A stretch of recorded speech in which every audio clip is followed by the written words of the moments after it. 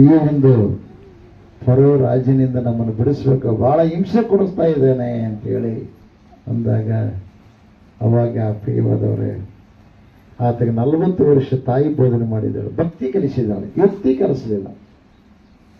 ಏನು ಕಲಿಸಿದಾಳೆ? ಭಕ್ತಿ. ದಯಮಾಡಿ ತಾಯಿ ಅಂದರೆ ನಿಮ್ಗೆ ಹೇಳೋದೊಂದು ಮಾತು, ದೇವರ ಮಕ್ಕಳಾಗಿ ಮಾಡ್ರಿ ನಿಮ್ಮ ಮಕ್ಕಳನ್ನು.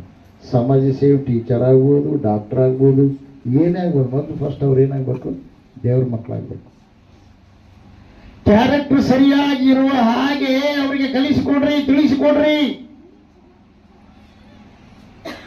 ಅವ್ರನ್ನ ಚಿಕ್ಕವರಿದ್ದಾಗ ಏನ್ ಮಾಡ್ಬೇಕು? ತಿದ್ದಬೇಕು. ಆಮೇಲೆ ದೊಡ್ಡವರು ಆದ್ಮೇಲೆ ತಿದ್ದಕ್ಕೂ ಆಗಲ್ಲ. ನಿಮ್ಮನ್ನೇ ಏನ್ ಮಾಡ್ತಾರೆ? ಕೆಳಂಗಿಲ್ಲ ಅವರು, ನಿಮ್ಮನ್ನ ಹೊರಗಾಗ್ತಾರೆ. ಇದು ತಾಯಿಯಂದ್ರ ಪಾತ್ರ.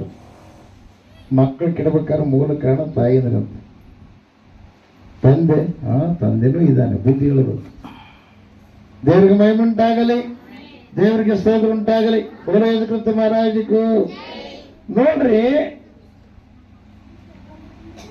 ಅವ್ರನ್ನ ಬಿಡಿಸುವುದಕ್ಕಾಗಿ ನಾನು ನಿನ್ನ ಕರೀತಿಂತ ಕರೆದ, ನಾನು ನಿನ್ನ ಜೊತೆಗಿರ್ತೇನೆ, ನನ್ನ ಜನರ ಕೂಗನ್ನ ಕಷ್ಟವನ್ನು ನಾನು ಕೇಳಿದ್ದೀನಿ, ಅವ್ರನ್ನ ಬಿಡಿಸ್ಬೇಕಂದ.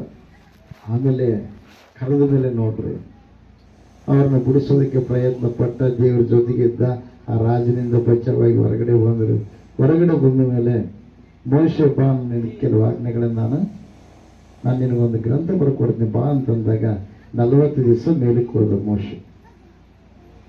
ಮೇಲಕ್ಕೆ ಹೋದ್ಮೇಲೆ ಆ 40 ದಿವಸದೊಳಗೆ ಏನಾಯ್ತು ಗೊತ್ತಾ? ಆ ಒಂದು ಜನರು ಬುದ್ಧಿ ಏನಾಯ್ತ್ರಿ? ಕೆಟ್ಟೋಯ್ತು. ಊಟ ಮಾಡೋದು ಯಾರ್ದು? ದೇವ್ರದ್ದು. ದೇವ್ರಿಗೆ ಮಮ್ಮ ಆಗ್ತಾ ಇದ್ದಾನೆ, ಊಟ ಕೊಡ್ತಾ ಇದ್ದಾನೆ. ಆ ಊಟ ಮಾಡಿಬಿಟ್ಟು ದೇವರಿಗೆ ವಿರೋಧವಾಗಿ ನಡ್ಕೊಂಡು ಮೋಶೆ ಎಲ್ಲಿಗೆ ಹೋದ್ನ ಗೊತ್ತಿಲ್ಲ ನಮಗೆ. ಆರೋನ ಅವ್ರ ಅಣ್ಣ ಇದ್ದಾನೆ, ನಮಗೆ ಒಬ್ಬ ದೇವ್ರನ್ನ ಮಾಡು ಅಂತಂದ್ರು ದೇವರು. ಅವಾಗ ಇದನ್ನೆಲ್ಲ ನೋಡಿದ ಆರೋನು. ಅವ್ರಿಗೆ ಬುದ್ಧಿಯಲ್ಲೆಲ್ಲ ಪ್ರೇಯರು, ಅವ್ರು ಹೇಳಿದಂತೆ ಕೇಳಲ್ಲ. ಬಂಗಾರ ಎಲ್ಲ ತಗೊಂಡು ಒಂದು ಓರಿಯ ಮೂರ್ತಿಯನ್ನು ಮಾಡಿದ. ಅವಾಗ ಅದಕ್ಕೆ ಬಲಿ ಕೊಟ್ಟು ಅದಕ್ಕೆ ನಮಸ್ಕಾರ ಮಾಡಿ, ಇದೇ ನಮ್ಮನ್ನು ಐಗುಪ್ತ ದೇಶದಿಂದ ಬಿಡಿಸಿದ್ದು ಅಂದ್ರು. ಏನನ್ನ ಇರಿ ಬಿಡಿಸಿದ್ದು ಯಾರು? ಸೃಷ್ಟಿಕರ್ತನಾದ ದೇವರು. ಇವ್ರು ಆರಾಧನೆ ಮಾಡಿದಾರ, ತಾವೇ ಸೃಷ್ಟಿ ಮಾಡಿಕೊಂಡಿರ್ತಕ್ಕಂಥ ಪಶುವನ್ನು. ಅವಾಗ ದೇವರು ನೋಡು ನಿನ್ನ ಜನರು ಏನಾಗ್ತಾ ಇದ್ದಾರೆ? ಹಾಳಾಗಿದ್ದಾರೆ, ಅಲ್ಲದ್ದನ್ನು ಮಾಡ್ತಾ ಇದ್ದಾರೆ ಅಂತ ದೇವರು ಹೇಳ್ತಾನೆ. ಅವಾಗ ಅಲ್ಲಿಂದ ಬಂದು ಅವಾಗ ಈತನಿಗೆ ಕೋಪ ಬರುತ್ತೆ. ಅವು ಬರೆದು ಕೊಟ್ಟಿರ್ತಕ್ಕಂಥವುಗಳನ್ನ ಅವುಗಳನ್ನ ಒಗಿದ್ದಾನೆ. ಅವಾಗ ಬೆಂಕಿ ಎತ್ತಿದಾಗುತ್ತೆ, ಸ್ವಲ್ಪ ಜನರು ನಾಶವಾಗ್ತಾರೆ. ಆಮೇಲೆ ನಮ್ಮ ತಪ್ಪಾಯಿತು ಅಂತ ಕೇಳಿಕೊಂಡ ಮತ್ತೆ ದೇವರ ಕಡೆ ತಿರುಗ್ತಾರೆ. ಪ್ರೇಯರ್ ತಿರುಗಿದ ಮೇಲೆ ಮತ್ತೆ ಮುಂದೊಂದು ದಿವಸ ಬರುತ್ತೆ. ಅವಾಗ ದೇವ್ರು ಹೇಳ್ತಾನೆ, ಈ ಜನರ ಭಾರವನ್ನು ನೀನು ಓರು ಅಂತ.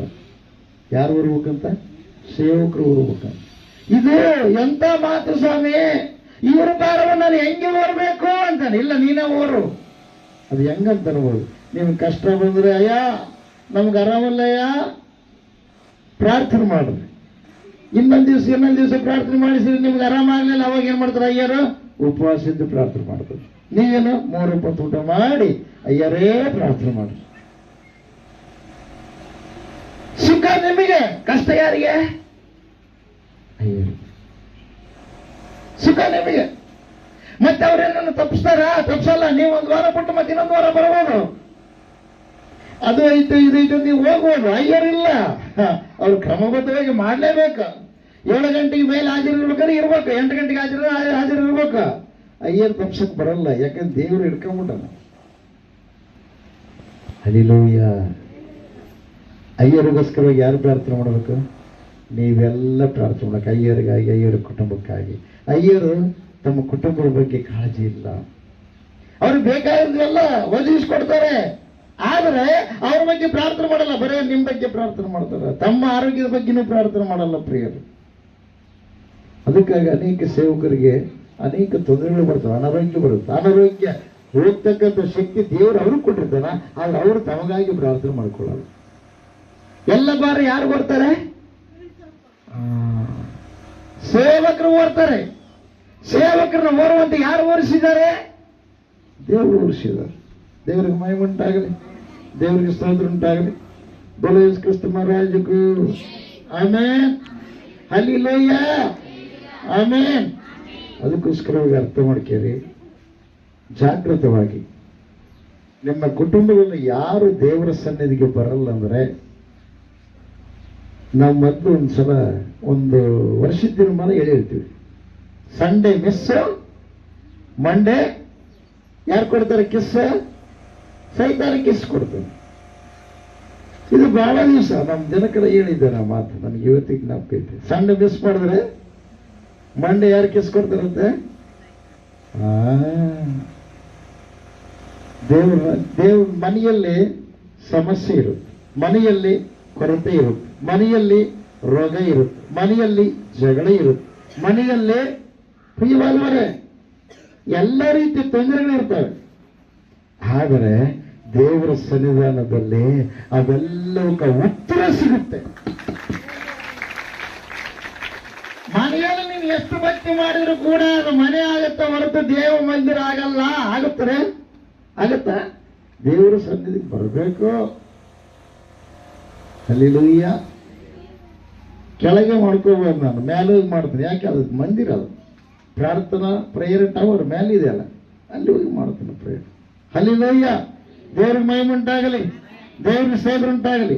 ವ್ಯಕ್ತಿಗತವಾಗಿ ಪ್ರಾರ್ಥನೆ ನೀವು ಮಾಡ್ಕೋಬಹುದು, ಆದರೆ ದೇವರ ಸನ್ನಿಧಿಗೆ ಬಂದರೆ ದೇವರ ವಾಕ್ಯನ ಎಚ್ಚರಿಸುತ್ತೆ, ನಿನಗೆ ನೀನು ತಪ್ಪು ಮಾಡೋದನ್ನು ತಿಳಿಸುತ್ತೆ. ಕೆಲವರು ಅಂತಾರೆ, ನನ್ನ ಬಗ್ಗೆ ಹೇಳಿದ, ನಿನ್ನ ಬಗ್ಗೆ ಹೇಳ್ಬೇಕಾದ್ರೆ ನೀನು ತಪ್ಪು ಮಾಡಿ ಅಂತ ಅರ್ಥ.